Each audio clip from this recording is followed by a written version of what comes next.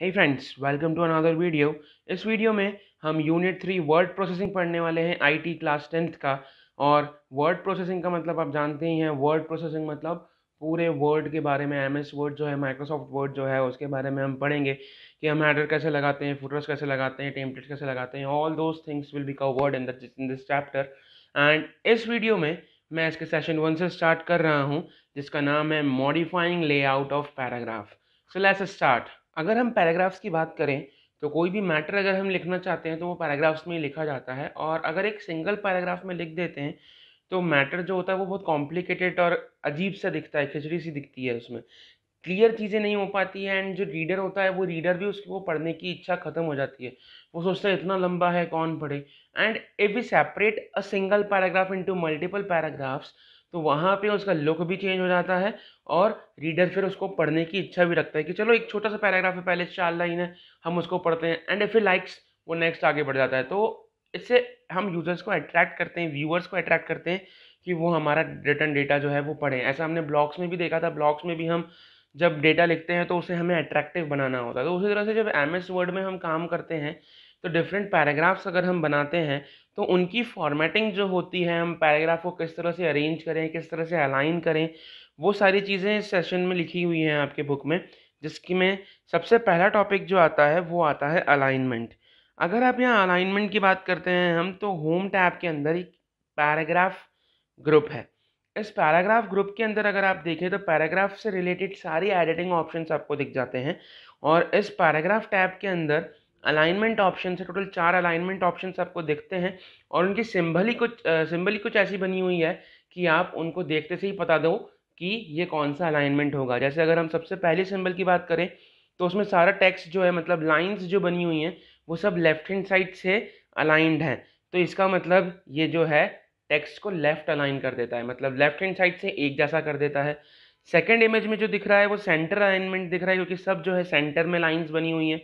तो ये जो होता है इस पूरे टेक्स्ट को सेंटर में अलाइन करके रख देता है, सेंटर में एक जैसा कर देता है। थर्ड पिक्चर आपको दिख रही है राइट अलाइनमेंट। ये जो राइट अलाइनमेंट टेक्स्ट होता है, this aligns the text towards the right margin. आपके एमएस वर्ड की जो वर्क एरिया है, जो पेज होता है, उसके राइट हैंड साइड पे ये उसको अलाइन कर देता है। नेक्स्ट हम जस्टिफाई अलाइनमेंट की देखिए तो उसमें सारी लाइंस जो है सेम साइज की दिख रही हैं, एक जैसी राइट हैंड साइड से लेफ्ट हैंड साइड से भी अलाइन दिख रही हैं। तो ये जो होता है ये पूरी तरीके से इवनली अलाइन करता है लेफ्ट और राइट से टेक्स्ट को। अगर कहीं स्पेस ज़्यादा होती है तो उसको रिड्यूस करके वो एक जैसा कर देता है, स्पेस कम होती है तो ज़्यादा फैला के उसको अलाइन करना है। मतलब मेन मकसद इसका ये होता है कि लेफ्ट और राइट से हम पूरे टेक्स्ट को एक जैसा रखें। ये स्पेशली बुक्स में यूज़ किया जाता है। जस्टिफाई अलाइनमेंट बुक्स हो गई, या फिर कोई भी हम वेबसाइट विजिट करते हैं, मैगजीन्स हैं, न्यूज़पेपर्स हैं, इन सब में ये जस्टिफाई अलाइनमेंट ही प्रीफर किया जाता है, क्योंकि इससे जो टेक्स्ट होता है आपका वो एक जैसा दिखता है। तो न्यूज़पेपर में भी अगर आप दिखेंगे तो ऐसा नहीं होता है कि जो टेक्स्ट है आपका लेफ्ट हैंड साइड पे जा रहा है पूरा, तो राइट हैंड साइड से आपका थोड़ी सी जगह छुटी हुई है, किसी लाइन में राइट हैंड साइड पे पोर्शन छोटा है, किसी लाइन में पूरी लाइन है। तो ये सारी चीज़ें अवॉइड करने के लिए, वो लुक थोड़ा सा और बेटर करने के लिए ये जस्टिफाई अलाइनमेंट का यूज़ किया जाता है। तो ये जस्टिफाई अलाइनमेंट हो गया। अब अगर हम और इसमें एडिटिंग करना चाहें पैराग्राफ के अंदर, तो हम पैराग्राफ में, जो पैराग्राफ ग्रुप है उसके राइट हैंड साइड पे बॉटम में आपको एक डाउन एरो करके बटन होता है, उसको कहते हैं हम डायलॉग बॉक्स लॉन्चर। तो ये पैराग्राफ ग्रुप में है, इसलिए ये पैराग्राफ डायलॉग बॉक्स लॉन्चर है। जब आप इस पर क्लिक करेंगे तो क्लिक करने पे आपको कुछ ऐसा डायलॉग बॉक्स ओपन होगा। तो इसमें जब ये ओपन होता है तो बाय डिफ़ॉल्ट आपको indents and spacing tab selected दिखता है। और इंडेंट्स एंड स्पेसिंग टैब के अंदर सबसे पहली आती है जनरल सेटिंग्स। इस जनरल सेक्शन में जब आप देखेंगे तो आपको सबसे पहला ऑप्शन दिखता है अलाइनमेंट। तो यहाँ से आप आपका अलाइनमेंट सेट कर सकते हैं। आपको लेफ्ट चाहिए, राइट चाहिए, जस्टिफाई चाहिए, सेंटर चाहिए। इन चारों में से आप जो अलाइनमेंट चाहते हैं आप वो अलाइनमेंट इसमें से सेट कर सकते हैं। और अगर नहीं तो मैंने बताया ही सही, आपको होम टैब के अंदर पैराग्राफ ग्रुप में ये ऑप्शंस मिल ही जाते हैं, डायरेक्ट आप वहाँ से भी क्लिक कर सकते हैं। इसमें और आगे ऑप्शंस आते हैं इंडेंटेशन, स्पेसिंग, ये सारी चीज़ें हम आगे नेक्स्ट हेडिंग में पढ़ने वाले हैं। तो ये चीज़ क्लियर हो गई। पैराग्राफ हमेशा ध्यान रखना है हमको, पैराग्राफ जो होता है वो हमारा इस तरह से होना चाहिए कि व्यूअर को ऑड ना लगे पढ़ने में, रीडर को, और वो रीडर उसको और अच्छे से क्लियरली समझ सके। तो हम इसमें अब नेक्स्ट हेडिंग की ओर चलते हैं। जो कि है हमारी इंडेंटेशन। इंडेंटेशन में अगर हम बात करें तो जो लेफ्ट मार्जिन और राइट मार्जिन के बीच का गैप होता है पेज में, वो गैप को बढ़ाने या घटाने का काम इंडेंटेशन से होता है। मतलब राइट हैंड साइड से जो मार्जिन आपको दिख रही है पेज की, वो कितनी छूटी हुई होनी चाहिए। अगर मैं टेक्स्ट लिख रहा हूँ तो टेक्स्ट लिखने के बाद मेरी जो लेफ्ट मार्जिन और मेरे टेक्स्ट के बीच में जो होती है गैप, वो गैप कितनी होनी चाहिए। जैसे अगर आप आपकी बुक में भी देखें तो एक पर्टिकुलर सर्टेन मार्जिन छोड़ी जाती है ताकि वो बाइंडिंग जब होती है बुक की, तो उस बाइंडिंग की वजह से वो टेक्स्ट आपका कटे ना। तो वो सारी चीज़ें बुक्स बनाने के लिए ध्यान में रखी जाती हैं, तो उसके अकॉर्डिंगली मार्जिन सेट की जाती है, तो उसको हम इंडेंटेशन कहते हैं। तो हमने जो अभी पैराग्राफ ग्रुप में पैराग्राफ का जो लॉन्चर डायलॉग बॉक्स लॉन्चर पे क्लिक किया था, उसमें अगर हम देखते हैं तो हमको इंडेंटेशन के ऑप्शंस दिख जाते हैं। अलग अलग लेफ्ट इंडेंट है, राइट है, फिर स्पेशल भी है। तो ये सारी चीज़ें इंडेंटेशन की हेल्प से आप सेट कर सकते हो। इसमें लेफ्ट इंडेंट की अगर हम बात करें तो ये जो ऊपर वाला बटन दिख रहा है आपको स्क्रीन पे, ये ऊपर वाला बटन जो होता है ये लेफ्ट इंडेंट का होता है। इससे क्या होता है कि जो पैराग्राफ की आपकी लेफ्ट मार्जिन और पैराग्राफ जहाँ से स्टार्ट हो रहा है उसके बीच का गैप ये डिसाइड करता है। नेक्स्ट आता है राइट इंडेंट। राइट इंडेंट देखिए राइट हैंड साइड पे है। तो ये जो राइट इंडेंट है ये क्या बताता है, आपके राइट मार्जिन और पैराग्राफ के बीच का जो स्पेस होता है राइट साइड में, वो ये बताता है। फिर आता है first line indent. First line indent जो होता है अक्सर पैराग्राफ्स लिखते समय यूज़ किया जाता है। तो ये फर्स्ट लाइन इंडेंट जो है ये इस तरह से काम करता है कि आपके पैराग्राफ की फर्स्ट लाइन पे और लेफ्ट मार्जिन में इतना गैप होगा, और उसके बाद नेक्स्ट आ जाता है हमारा हैंगिंग इंडेंट। तो जो हैंगिंग इंडेंट होता है वो फर्स्ट लाइन के अलावा पैराग्राफ की सारी लाइंस को उस लेफ्ट मार्जिन और उसका गैप को डिसाइड करता है। तो कई बार हम देखते हैं कि पैराग्राफ की जो फर्स्ट लाइन होती है वो थोड़ी सी राइट हैंड साइड से स्टार्ट होती है और बाकी का टेक्स्ट जो होता है वो लेफ्ट हैंड साइड से पूरा अलाइन होता है। तो जो फर्स्ट लाइन है वो फर्स्ट लाइन इंडेंट से अलाइन करी जाती है, और जो नीचे के पैराग्राफ की लाइंस होती है वो हैंगिंग इंडेंट के थ्रू अलाइन किए जाते हैं। तो इस तरह से हम इंडेंटेशन लगाई जाती है। इसके बाद आपको नेक्स्ट हेडिंग आती है indentation using a tab. Tab के थ्रू आप इंडेंटेशन कर सकते हैं। जैसे जब मैं टैब की प्रेस करता हूँ तो उससे वो इंडेंटेशन कैसा करेगा, तो लेफ़्ट टैब बटन आता है। लेफ़्ट टैब बटन जो होता है वो टेक्स्ट को, आपके टेक्स्ट को लेफ़्ट अलाइन कर देता है। जैसे ही मैंने टैब प्रेस किया तो वो आगे जाके उस जंप के बाद वो आपके टेक्स्ट को लेफ़्ट अलाइन कर देगा। राइट टैब अगर मैं दबाता हूँ तो राइट टैब जो होता है that aligns the text right hand side, मतलब राइट अलाइन कर देता है वो।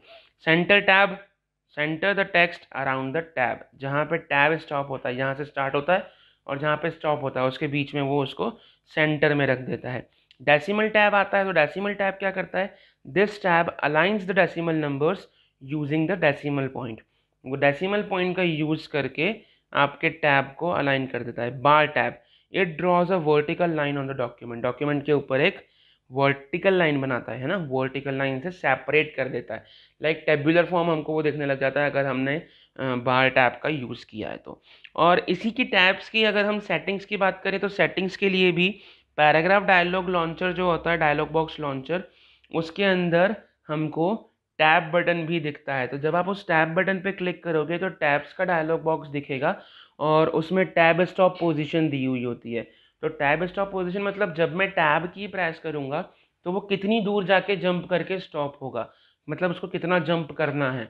तो वो चीज़ आप यहाँ से डिसाइड कर सकते हैं आपके डॉक्यूमेंट के अकॉर्डिंग कि आप क्या लिखना चाह रहे हैं और उसमें टैब की पोजीशन क्या होनी चाहिए, तो उसके अकॉर्डिंगली आप उसको सेट कर सकते हो। अलाइनमेंट सेक्शन में अगर हम देखें तो अलाइनमेंट सेक्शन में वही जो सारी चीज़ें मैंने बताई, left align, right align, centre align, decimal, bar, ये अलाइनमेंट की सेटिंग्स आपको यहाँ पे भी दिखती हैं। तो ये सेटिंग्स जो होती हैं ये आपको अलाउ करती हैं कि जब मैं टैब की प्रेस करूँगा उसके बाद जो डेटा होगा वो मेरा लेफ्ट अलाइन होगा, सेंटर अलाइन होगा या राइट अलाइन होगा, है ना। उसके बाद click on the set button and then okay. जब सेटिंग्स आपकी फाइनल हो जाए तो सीधे आप सेट बटन पे क्लिक करो एंड ओके कर दो। दिस इज़ हाउ आप ये सारी चीज़ें इंडेंटेशन की सेटिंग कर सकते हैं। नेक्स्ट हेडिंग आती है हमारी spacing. Spacing is very important for readability of a document. Spacing जो होती है वो रीडेबिलिटी के लिए अच्छी होती है। मतलब क्या हुआ इसका, कि जब मैं कोई पैराग्राफ लिख रहा हूँ तो उसमें लेटर्स के बीच में, वर्ड्स के बीच में प्रॉपर स्पेसिंग ज़रूरी है। अगर प्रॉपर स्पेसिंग नहीं होगी तो जो रीडर होगा वो उसको प्रॉपरली रीड नहीं कर पाएगा, सारे लेटर्स मिक्स होने लग जाएंगे, पैराग्राफ में लाइंस में मिसमैच हो जाएगा। तो उन सब चीज़ों के लिए आपको स्पेसिंग नेसेसरी है। तो उसी स्पेसिंग को मेंटेन करने के लिए पैराग्राफ स्पेसिंग की सेटिंग आती है, जो कि वही आपको पैराग्राफ डायलॉग बॉक्स लॉन्चर में दिखेगी, जहाँ पे थर्ड ऑप्शन आता है आपका स्पेसिंग। पहला हमने पढ़ा था जनरल, दूसरा था हमारा इंडेंटेशन एंड तीसरा आ जाता है स्पेसिंग। तो यहाँ से आप स्पेसिंग सेट कर सकते हो बिफोर आफ्टर, मतलब लाइन के बीच में जो आपकी सेटिंग होगी, स्पेस होगी, वो स्पेस कैसी होगी, ठीक है। तो पहले पैराग्राफ के पहले कितनी स्पेस चाहिए आपको, पैराग्राफ के बाद कितनी स्पेस चाहिए, वो स्पेसिंग से, क्योंकि अगर हम सारी चीज़ें चिपका चिपका के लिख देते तो वो बहुत कंजस्टेड सा दिखता है और रीडर फिर उसको पढ़ना नहीं चाहता है। तो उसके लिए अट्रैक्टिव बनाए हम हमारे जो भी मटेरियल हम लिख रहे हैं, जो भी पैराग्राफ लिख रहे हैं, और उसको स्पेसिंग प्रॉपर दें। फिर सेटिंग लाइन स्पेसिंग की बात आती है। तो हमने पैराग्राफ देखा, अब लाइन स्पेसिंग अगर हम देखें तो लाइन एंड पैराग्राफ स्पेसिंग जो ऑप्शन आता है उस पर आपको क्लिक करना पड़ेगा, जो कि पैराग्राफ ग्रुप में आता है।